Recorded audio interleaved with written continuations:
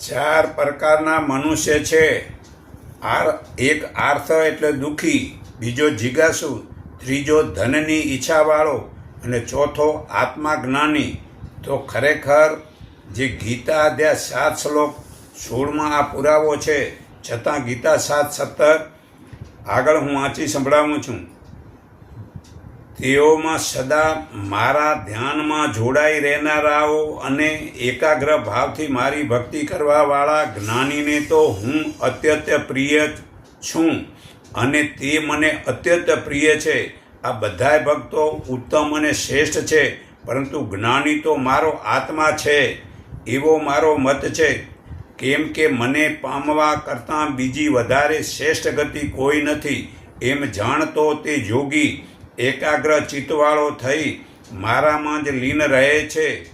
બહુ જન્મોને અંતે આ બધું વિશ્વ વાસુદેવ છે એવું જ્ઞાન પામેલો જ્ઞાની મારું શરણ લે છે અને મને જ પામે છે. આવો મહાત્મા અતિ દુર્લભ છે. બાકી જુદી જુદી કામનાઓથી જેમનું જ્ઞાન હરાઈ ગયું છે એવા લોકો પોતાની પ્રકૃતિને વશ થયેલા મનુષ્યો તે નિયમનો આશરો કરી પરમાત્માને શરણના જતાં કામનાઓની પૂર્તિ માટે બીજા દેવતાઓનું શરણે જાય છે. જે મનુષ્ય જે સ્વરૂપની પૂજા ભક્તિ શ્રદ્ધાપૂર્વક કરવા ઈચ્છે છે તેની તે સ્વરૂપ વિશેની શ્રદ્ધાને ભગવાન દ્રઢ કરે છે. તે દ્રઢથી શ્રદ્ધાથી યુક્ત થઈ તે આરાધન કરે છે અને તે દેવતા દ્વારા ભગવાન જ નિર્માણ કરેલી ઈચ્છિત ભોગો પામે છે. પરંતુ તે અલ્પબુદ્ધિવાળાને જે ફળ મળે છે તે નાશવંત હોય છે. દેવોને પૂજનારા દેવોને પામે છે, પણ ભગવાનના ભક્તો ભગવાનને પામે છે.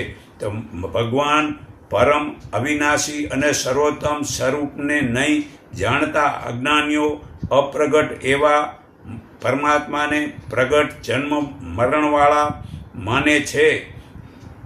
મારી યોગ માયાથી ઢંકાયેલો હું આ સર્વના પ્રત્યક્ષ થતો નથી.